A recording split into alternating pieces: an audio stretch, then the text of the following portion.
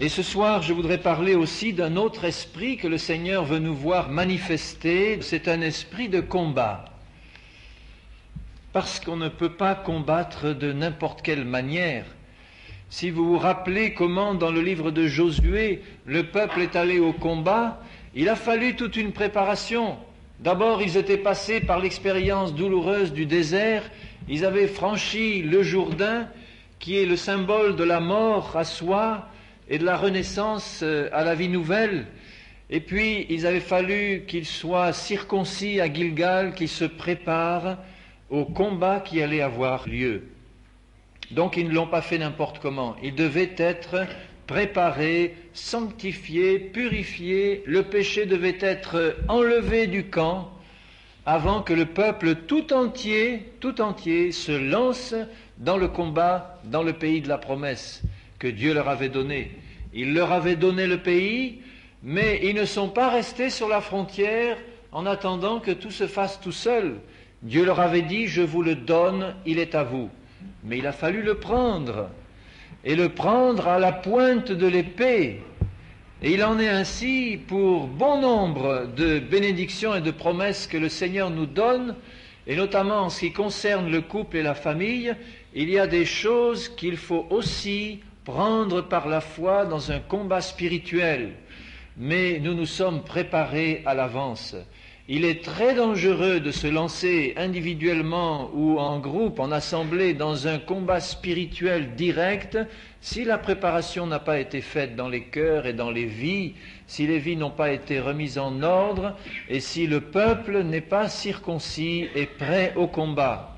Parce que l'ennemi a de bons yeux et il sait voir où sont les failles. Alors, ça ne veut pas dire que nous allons attendre indéfiniment de nous préparer. La préparation, une fois qu'ils sont arrivés devant le Jourdain, a été relativement brève. Mais ils étaient passés par bien des épreuves auparavant et ils avaient compris la leçon. Ils avaient compris la leçon. Qu'il fallait que de tout leur cœur, ils obéissent au Seigneur. Par amour pour lui, et pour remporter la victoire. Il en est de même pour nous. Il y a des puissances démoniaques qui veulent détruire le couple et la famille, et nous le voyons bien.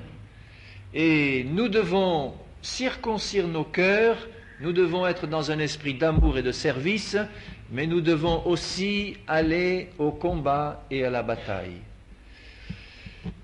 Alors, en ce qui concerne ce combat et cette bataille, je pars du principe donc que toutes les étapes antérieures ont été franchies. Et nous avons réalisé le premier combat que le Seigneur nous demande de faire par la foi, c'est le combat contre la chair, notre propre chair à crucifier. Et en ce qui concerne ce combat, le deuxième, il est amené contre Satan et tous ses serviteurs, quels qu'ils soient. Démons, esprits de satanistes, quels qu'ils soient, c'est la puissance de Satan qui est là pour essayer de détruire, de s'infiltrer dans l'Église et de détruire cette cellule fondamentale dans l'Église que représente la famille et le couple. Satan est venu, nous dit Jésus dans Jean 10, pour égorger, pour dérober et pour détruire. Et lui ne plaisante pas. Dès qu'il voit une possibilité d'égorger, de dérober quelque chose ou de détruire, il le fera. Et nous ne devons pas lui laisser faire ce qu'il veut faire. Nous ne devons pas rester passifs et nous laisser égorger et détruire par Satan. Autant lorsque nous sommes persécutés par des hommes, nous devons garder l'esprit de l'agneau, autant nous devons savoir que nous n'avons pas à lutter contre des hommes, contre la chair et le sang, contre des maris infidèles ou des femmes infidèles. Nous avons à lutter contre Satan, ses dominations, ses puissances, ses autorités. Et pour cela, il faut être prêt, il faut être armé. Et je vais vous montrer quelques versets simplement dans la parole de Dieu où Jésus lui-même nous dit que c'est à nous de faire le combat et qu'il ne le fera pas à notre place. Il a fait sa part, il a vaincu Satan à la croix pour toujours en versant son sang, et il a remporté une victoire totale sur Satan et tous ses démons. Et cette victoire, cette autorité, Jésus nous l'a donnée. À nous de nous saisir des armes qu'il nous donne gratuitement pour aller au combat et pour remporter, pour ce qui nous concerne, pour notre foyer, pour notre Église, pour nous-mêmes, les victoires que Dieu veut nous voir remporter. Alors dans Marc 16, verset 17, Jésus dit, voici les miracles, donc toute la série qui suit, chacun des signes qu'il indique est un miracle. Voici les miracles qui accompagneront ceux qui auront cru. Nous faisons partie de ceux qui ont cru en Jésus.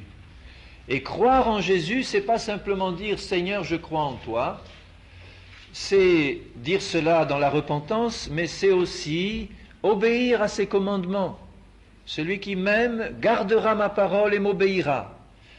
Voilà donc ce qu'ils feront, ceux qui auront cru. En mon nom, ils chasseront les démons. Voilà le premier des miracles qui est indiqué par le Seigneur. Ils chasseront les démons. Qui les chassera? Ils, ceux qui auront cru, et au nom de Jésus. Donc il y a une forme de prière qui consiste à nous adresser dans la prière et toutes sortes de supplications à notre Père Céleste. Et il y a aussi une deuxième forme de prière qui consiste à s'adresser directement, à haute voix, à Satan et à ses démons, quand nous voyons qu'ils attaquent notre vie, notre foyer, notre mari, notre femme. Il faut leur parler directement au nom du Seigneur Jésus, après avoir fait la préparation préalable, pour les chasser des endroits où ils se trouvent et où ils ne doivent pas avoir le droit de se trouver quand on est enfant de Dieu. Il faut les chasser au nom du Seigneur. Et ce n'est pas Jésus qui le fera automatiquement. Il faut prendre les armes du Seigneur, se tourner vers ces démons et au nom de Jésus leur commander de dégager la place. Il dit aussi dans Jacques chapitre 4 et au verset 7, « Soumettez-vous donc à Dieu, résistez au diable et il fuira loin de vous. » C'est une promesse certaine du Seigneur. Mais voyez les conditions, toujours pareil, la préparation préalable, soumettez-vous à Dieu, et puis tout de suite après, résistez au diable et il s'enfuira. Ça ne veut pas dire qu'il va forcément s'enfuir la première fois que vous allez lui dire « Au nom de Jésus, va-t'en ». Le nom de Satan, ça signifie celui qui résiste. C'est sa nature de résister. Il faut être plus résistant que lui. Il faut persévérer en continuant à lui résister au nom de Jésus. Comme David a fait vis-à-vis de Goliath qui venait vers lui, et David lui dit « Toi tu viens au nom de tes dieux, moi je viens contre toi au nom de l'Éternel des armées. » Et il lui lance en plein front la pierre. Et Jésus est la pierre. Alléluia. Jésus est cette pierre qui touche l'ennemi en plein front et qui l'abat. Mais remarquez ce qu'il dit, soumettez-vous et résistez au diable. Qui doit résister? C'est nous. Nous devons résister au diable. Quand notre foyer est attaqué par des démons, quand notre mari, notre femme est prise par la séduction de l'adultère, de l'impudicité, sachons que derrière cela, il y a des esprits destructeurs qui veulent les entraîner dans ces choses. Et c'est à nous, Église du Dieu vivant, d'intercéder auprès du Seigneur pour leur âme, pour leur vie. Et c'est à nous aussi, Église du Seigneur, de résister à ces esprits. Il ne suffit pas de se soumettre à Dieu, et puis c'est tout.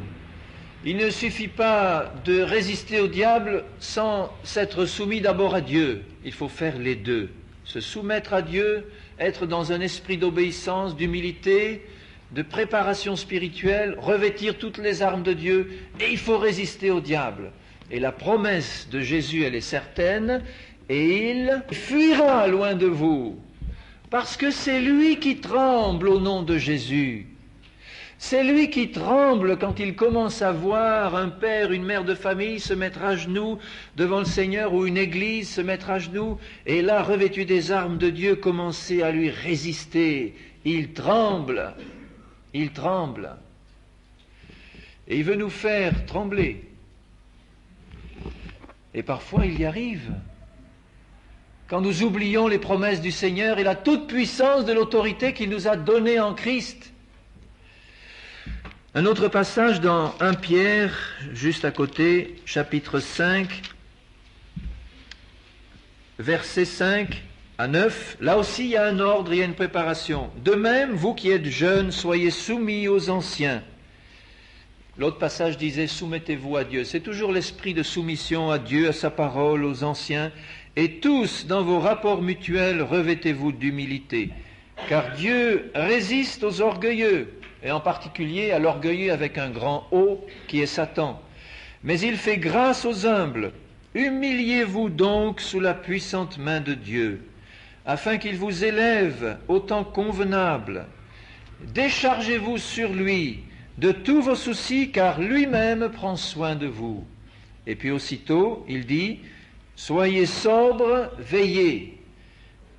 Votre adversaire, le diable, c'est lui notre seul adversaire. Votre adversaire, le diable, rôde comme un lion rugissant, cherchant qui il dévorera. Il cherche la faille. Résistez-lui avec une foi ferme, sachant que les mêmes souffrances sont imposées à vos frères dans le monde. Résistez-lui, dit le Seigneur. Résistez-lui avec une foi ferme. Donc, si nous ne faisons pas ce que le Seigneur nous demande de faire, si nous ne chassons pas les démons, si nous ne résistons pas à Satan, nous désobéissons tout simplement au Seigneur. Nous désobéissons à l'ordre de Dieu. Et nous laissons l'ennemi égorger, détruire, dévorer ce qu'il ne devrait pas faire. Maintenant, ceci dit, dans ce combat, Jésus est loin de nous laisser sans défense et sans armes. Tout d'abord, il y a lui-même, toujours, Jésus, le grand vainqueur, notre berger, notre Seigneur, notre roi. Il est là, il est le chef de l'armée de l'Éternel, dont nous faisons partie, et c'est sous ses ordres que nous faisons le combat. On ne le fait pas comme ça, en ordre dispersé, chacun dans son coin, mais on doit chacun rester en communion, en communication avec notre chef, notre Seigneur. C'est lui le général en chef de l'armée. C'est lui qui donne les ordres. C'est lui qui a le point de vue le plus élevé, qui peut voir tout ce qui se passe dans notre vie personnelle, dans notre foyer. C'est lui qui connaît les causes, c'est lui qui connaît d'où l'ennemi vient, etc. Donc dans ce combat, nous avons besoin en tout premier lieu, évidemment, je le répète, mais il faut de rester en communion avec notre Seigneur, de faire la chasse au péché qui nous trouble cette communion, et de rester toujours à l'écoute des directives du Saint-Esprit, que le Seigneur nous donne par le Saint-Esprit. Et puis, le Seigneur nous donne toute son autorité. Il nous l'a donnée. C'est un don gratuit. Nous sommes ses enfants. Nous sommes des enfants, des fils et des filles du Dieu vivant. Il nous donne toute son autorité. Et quelle autorité est au-dessus de celle du Seigneur? Il est le Tout-Puissant. Regardez ce qui est dit dans Luc chapitre 10 et au verset 17. Les 70 revinrent avec joie, disant, « Seigneur, les démons même nous sont soumis en ton nom. » Jésus leur dit, « Je voyais Satan tomber du ciel comme un éclair. Voici, je vous ai donné le pouvoir de marcher sur les serpents et les scorpions, qui sont les images de Satan, de ses démons, et sur toute la puissance de l'ennemi. Je vous ai donné le pouvoir de marcher sur les serpents et les scorpions et sur toute la puissance de l'ennemi, et rien ne pourra vous nuire. C'est quand même fort comme promesse et comme parole. Je vous ai donné tout mon pouvoir sur toute la puissance de l'ennemi et rien ne peut vous nuire. À condition que vous restiez, c'est pas dit, mais je pense que c'est dans le contexte, à condition que vous restiez unis au cep dans l'obéissance et dans la foi. Parce que, rappelez-vous une chose, le Seigneur donne à ses disciples toute autorité pour guérir toute maladie et pour chasser les démons. Et puis un peu plus loin, alors que Jésus était sur la montagne de la transfiguration, avec certains de ses disciples, il redescend de la montagne et il voit là ses disciples en train de s'escrimer à chasser un démon récalcitrant d'un jeune homme qui était jeté dans le feu par ce démon ou jeté dans l'eau. Et ils n'y sont pas arrivés. Et si Jésus n'était pas arrivé à ce moment précis, ils auraient peut-être commencé à construire toute une théologie en disant, tiens, il y a quelque temps, Jésus nous a donné le pouvoir sur tous les démons, en voilà un qui ne veut pas partir, puisque Jésus nous a donné tout pouvoir et qui ne veut pas partir, c'est donc la volonté de Dieu qui ne parte pas. Et il y a des hommes qui commencent ainsi à remplacer la parole de Dieu par leur tradition. Jésus a dit, je vous donne tout pouvoir pour guérir toute maladie. Et voilà des maladies qui ne sont pas guéries, et on commence à dire, c'est la volonté de Dieu qui ne sont pas guéries. Et on construit une théologie comme cela. Mais qu'est-ce qu'il leur dit, Jésus? C'est un des rares passages où Jésus se fâche vraiment contre ses disciples bien-aimés. Il leur dit, race incrédule et perverse, jusqu'à quand vais-je vous supporter?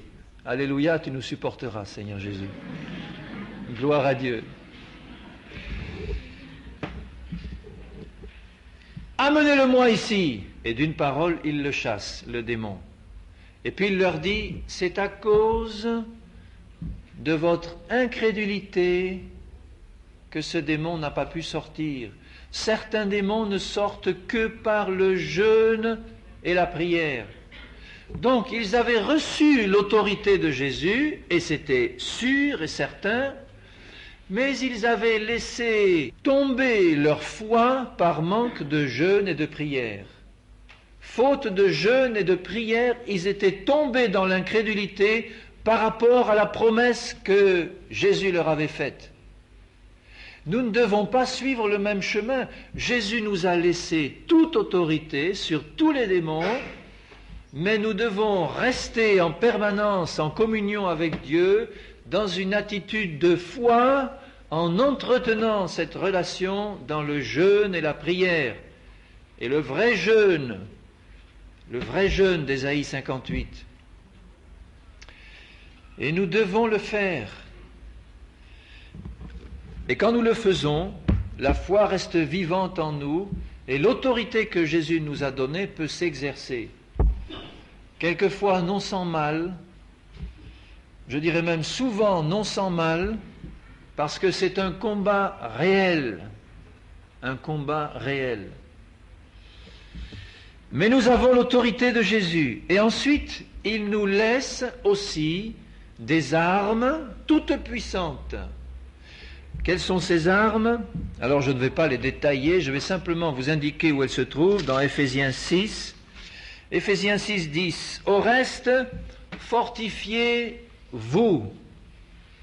Fortifiez-vous dans le Seigneur. Par sa force toute puissante, revêtez-vous. Si nous ne nous fortifions pas par sa force toute puissante, si nous ne nous revêtons pas, nous ne serons pas prêts pour le combat. Revêtez-vous de toutes les armes de Dieu afin de pouvoir tenir ferme contre les ruses du diable. Car nous n'avons pas à lutter contre des maris infidèles, contre des femmes infidèles, contre des enfants infidèles, contre la chair et le sang, mais contre les dominations, les autorités, les princes de ce monde de ténèbres, les esprits méchants dans les lieux célestes. C'est pourquoi prenez toutes les armes de Dieu. Prenez-les, elles sont là, elles ne doivent pas rester sur le râtelier spirituel.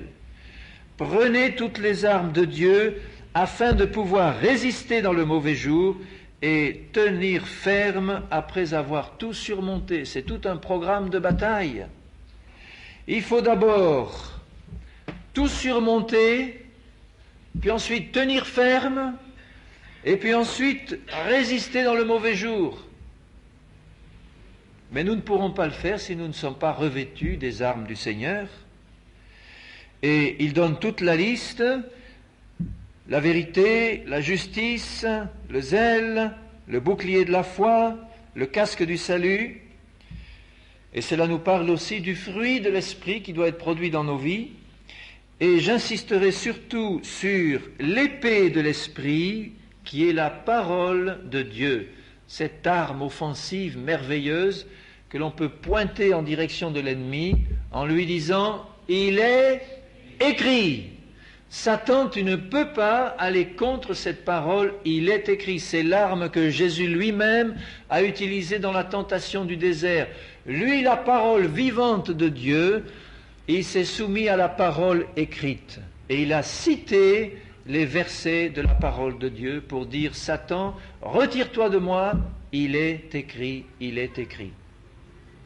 Cette parole puissante, vivante, efficace, et puis faites en tout temps par l'Esprit toutes sortes de prières et de supplications, voilà encore une arme. Veillez à cela avec une entière persévérance. Mes bien-aimés frères et sœurs, ce n'est pas un combat d'opérette. C'est un vrai combat que nous devons préparer avec sérieux et faire avec sérieux. Et cela nécessite une préparation sérieuse, permanente. Si, dans le monde, on est capable de passer autant de temps à préparer une armée et qu'il ne peut pas y avoir de victoire sans préparation intense à tous les niveaux, psychologiques, nous on dirait spirituel, et puis matériel, que dans le domaine spirituel, il doit en être ainsi. Nous devons veiller à cela avec une entière persévérance. Alors n'attendons pas que l'ennemi arrive comme un fleuve, on n'est pas préparé, et puis là, vite, on saisit, où sont les armes, où est ma parole, qu'est-ce qu'il est écrit? On sera submergé. Il faut passer du temps à se préparer, individuellement, en famille, collectivement. Et l'Église est là aussi pour aider ceux qui par négligence n'ont pas pu ou qui sont trop jeunes encore dans la foi. Elle est là aussi pour assurer la protection des faibles. Il y en a aussi dans l'Église qui par tempérament personnel ne sont pas vraiment faits pour le combat intense. Ceux-là doivent être gardés et protégés par le reste. De même que dans la famille, le chef de famille a une responsabilité particulière auprès de son épouse, de ses enfants, dans ce combat. On doit s'y préparer, mais nous avons des armes, et en particulier cette merveilleuse parole qu'il faut connaître, qu'il faut méditer. Sans cela, l'épée sera un peu trop émoussée. Et il y a aussi ce pouvoir que Jésus nous donne dans Matthieu 18, 18, de lier et de délier. Alors je vous lis simplement ce verset, Matthieu 18, 18. « Je vous le dis en vérité, tout ce que vous lirez, encore une fois, tout ce que vous lirez sur la terre sera lié dans le ciel. » Et le texte original dit « aura été lié dans le ciel. » Et tout ce que vous délierez sur la terre sera délié dans le ciel. Qu'est-ce que nous devons lier au nom du Seigneur? Ce sont les esprits méchants et mauvais dans les lieux célestes. Et une fois qu'ils sont liés, ils sont liés. Et il est important dans la préparation des réunions, en particulier, pas forcément au moment où on commence, mais il est important avant, ou peut-être juste avant la réunion, de lier tous ces esprits qui voudraient déranger la prédication de la parole, la réception de la parole. Ça fait aussi partie du combat spirituel, et une fois qu'ils le sont, par une simple prière de foi, ils sont liés. Et ils sont liés, amen. Parce que Dieu se tient derrière sa parole pour l'exécuter. Donc nous devons lier ces esprits, Et nous devons délier ceux qui sont liés. Les personnes, épouses, maris, femmes, enfants, que manifestement nous voyons liés par des mauvais esprits. Il faut lier ces esprits et il faut délier les personnes. Et une simple prière de foi est suffisante. Et tant qu'il est nécessaire, il faut la répéter. Parce que chaque fois que vous liez ces démons, eh bien, ils sont de plus en plus liés et affaiblis.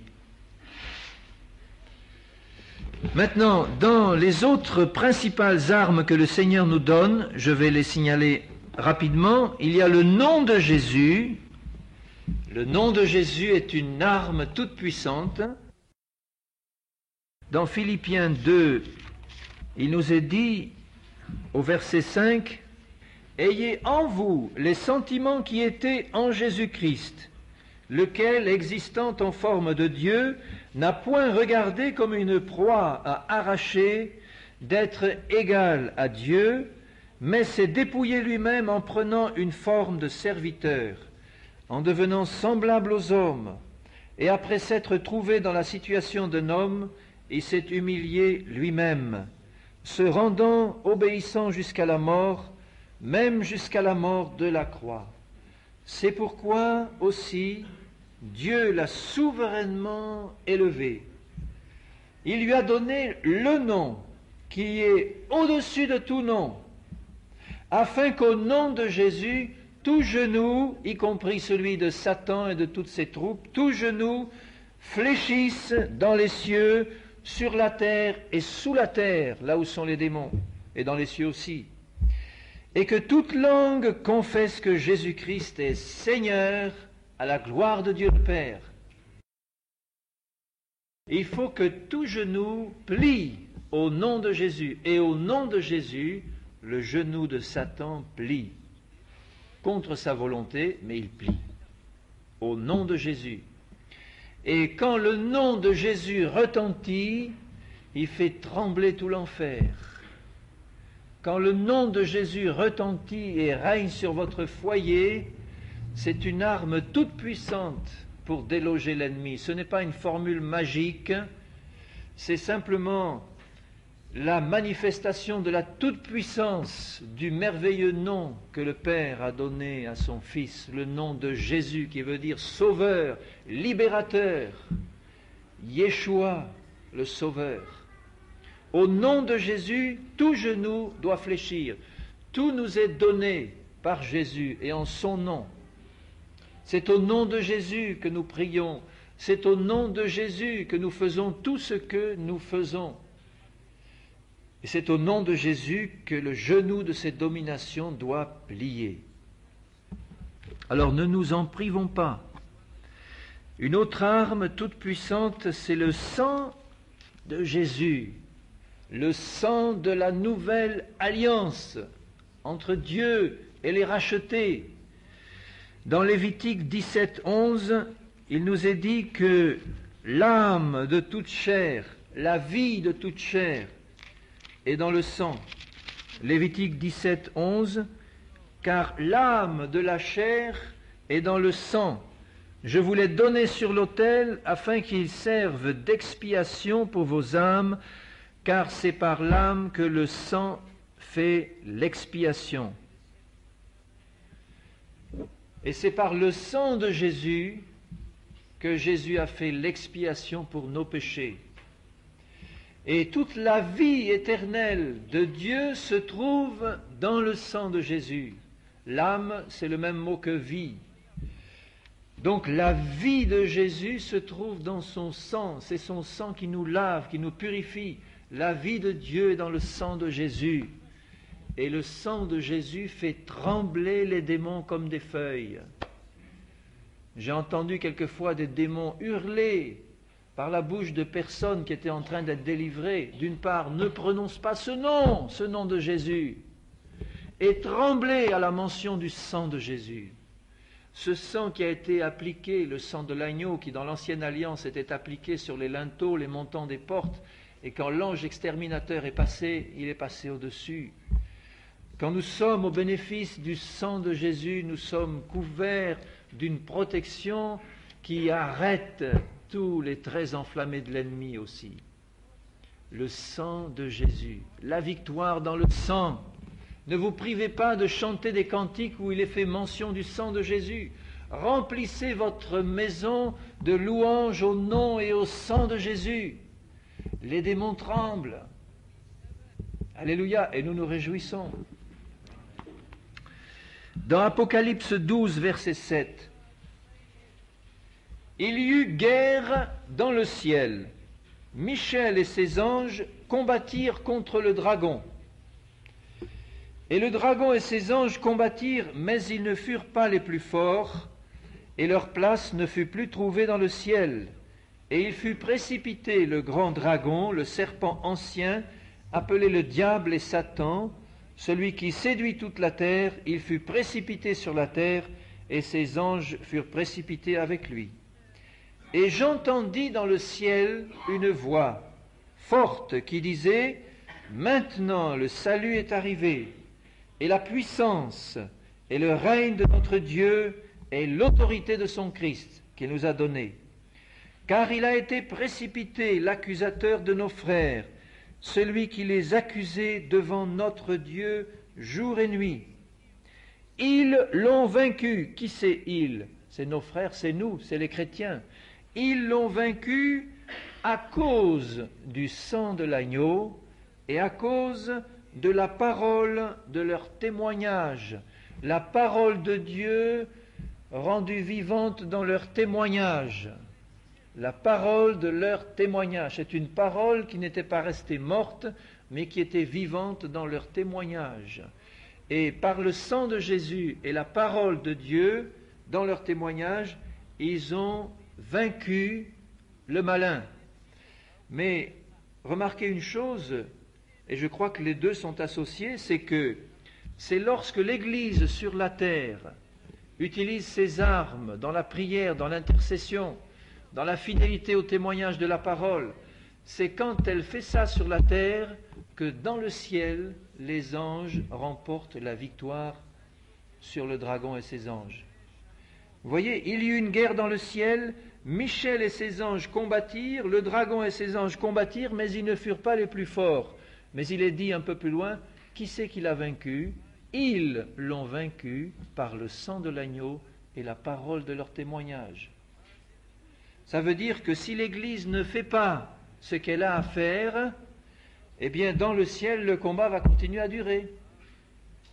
Et ça a été la même chose lorsque Daniel a jeûné pendant 21 jours et que pendant qu'il jeûnait, il y avait un combat terrible entre l'ange qui venait du Seigneur et le prince de Perse qui essayait d'empêcher la bénédiction. Et pendant ce temps-là, Daniel priait et jeûnait. Et il ne se doutait pas du tout de ce qui se passait. Mais ça a été la fidélité de Daniel, le jeûne et la prière de Daniel qui représentent l'Église aujourd'hui, qui a permis finalement à cet envoyé de Dieu de venir lui apporter la parole du Seigneur. Et l'ange lui dit, dès le premier jour où tu as eu à cœur de t'humilier et de jeûner, Dieu a entendu ta prière et Dieu a répondu. Mais il y a eu 21 jours de combat, 3 fois 7 jours, qui nous montrent la durée et l'intensité de ce combat spirituel. L'Église jeûne et prie, l'Église intercède, l'Église s'appuie sur le sang de l'agneau, sur la parole de Dieu, et dans le ciel, les anges de Dieu remportent la victoire. Et c'est nous qui le vainquons, par les armes que Dieu nous donne. Hein, vous voyez ? Alors, comme armes, je les répète rapidement, nous avons toute l'autorité du Seigneur, nous avons toutes les armes d'Éphésiens 6, et en particulier la parole de Dieu et ses promesses, notamment celles de lier et de délier, le nom de Jésus, le sang de Jésus, et il y en a une autre, je l'ai mise en dernier, mais ce n'est pas parce qu'elle est la moins importante, loin de là, c'est la louange. La louange. Si vous lisez ne serait-ce qu'un verset d'un psaume, le psaume 18, au verset 4, « Je m'écrie, loué soit l'Éternel, et je suis délivré de mes ennemis. » Je m'écris loué. Évidemment, toutes les autres conditions doivent être remplies. Là encore, ce n'est pas une technique Il ne faut pas commencer à dire on va commencer à louer le Seigneur si le reste n'est pas aussi en ordre. Mais quand le reste est en ordre et qu'on commence à louer le Seigneur, Satan ne peut pas supporter les louanges de Dieu. C'est lui qui aurait voulu recevoir, l'orgueilleux, toutes les louanges et l'adoration. Et quand il voit quelqu'un, une famille, une église commencer à louer le Seigneur, il ne peut pas supporter ça. Il ne peut pas. Alors ne nous privons pas de cette arme. Et il y a plusieurs livres dans la Bible qui nous parlent de combat spirituel, mais le livre des psaumes, c'est un grand livre de combat spirituel. Regardez le nombre de fois où les psaumes nous parlent de combat, de victoire sur les ennemis. Je les taille en pièces, etc. Je ne reviens pas sans les avoir anéantis. Les psaumes, c'est un livre de combat et c'est le plus merveilleux livre de louanges de la Bible. Il n'y a que des louanges. Ils étaient tous chantés. La louange est une arme puissante. Quand toute une église part dans la louange, inspirée, conduite par le Saint-Esprit, c'est une arme puissante dans le combat spirituel, dans le foyer, dans la famille, quand le père, la mère, même dans la persécution, même dans les difficultés, lève les yeux vers son Seigneur et dit « Seigneur, je te loue, je te bénis. Tu es le Seigneur, le Dieu tout-puissant, tu m'as donné ton autorité, tu vois les problèmes dans lesquels je suis. Il me dépasse, c'est une montagne, mais je te loue, Seigneur, je te bénis, parce que tu es le grand vainqueur, tu es celui qui vient à mon secours, et on est dans la joie.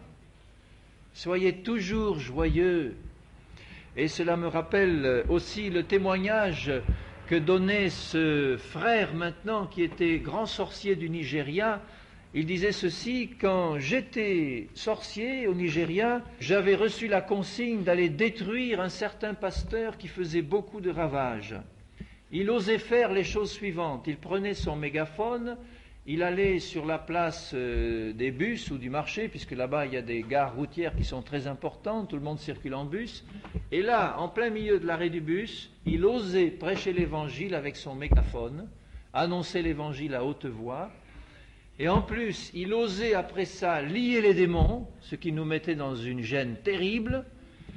Et en plus, il était tout le temps dans la joie, dans la louange, et il chantait tout le temps.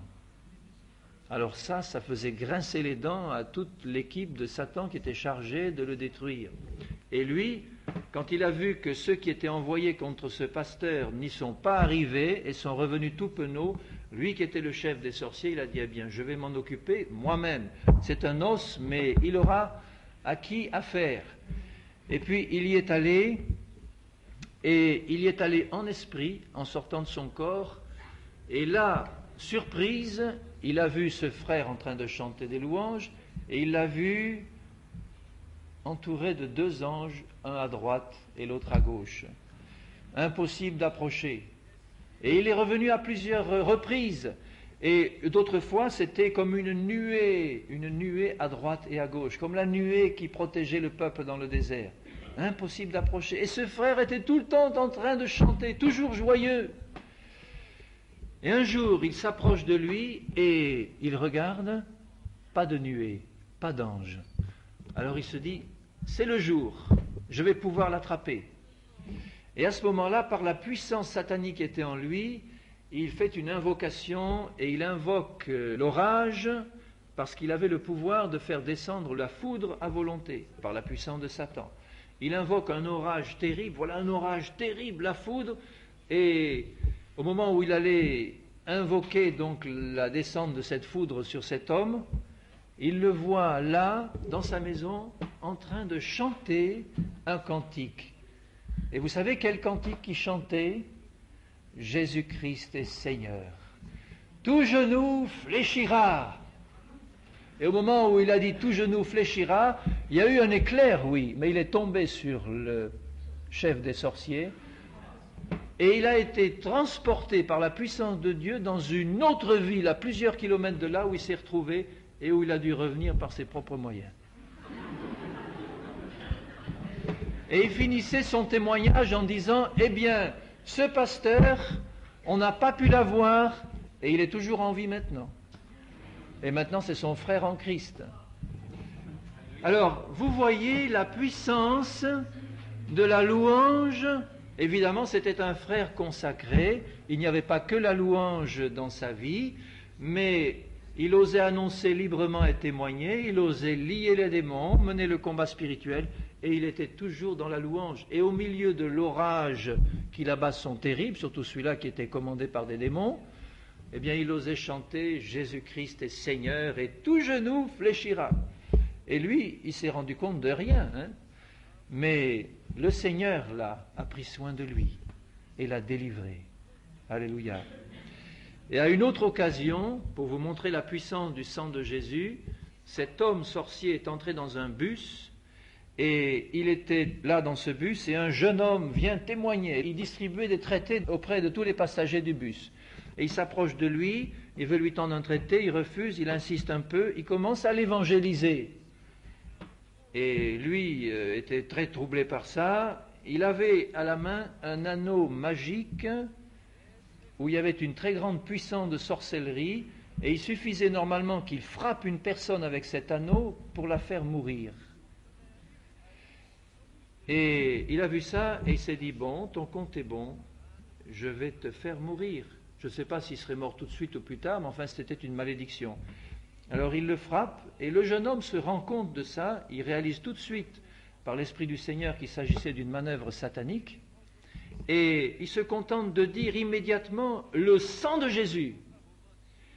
Et par la puissance du Seigneur, ce sorcier qui était là a été comme volatilisé du bus, et encore une fois, il s'est retrouvé dans une forêt vierge. Et il dit dans son témoignage, si je n'avais pas eu la puissance de mes démons, je me serais perdu là-dedans. Voyez-vous la puissance du sang de Jésus? Simplement la mention du sang de Jésus. Et je me rappelle qu'un jour dans les Pyrénées, on était avec ma famille tout entière dans un break. La route était enneigée, glissante, et je roulais pas trop vite. Mais à un certain virage, je vois la voiture qui commence à se mettre de côté et je vois la voiture partir sans aucun contrôle. Je n'ai eu qu'un réflexe, mais je pense qu'il a été le bon. J'ai dit à haute voix, « Le sang de Jésus !» Et immédiatement, nous avons vu avec joie la voiture tout doucement retourner, comme si un ange avait pris le contrôle, se retourner, se remettre dans les rails, et tout doucement atterrir sur le bas-côté de la route, un des rares endroits de cette route où il n'y avait pas de fossé là. Et nous avons tous fait une petite réunion de louanges en famille.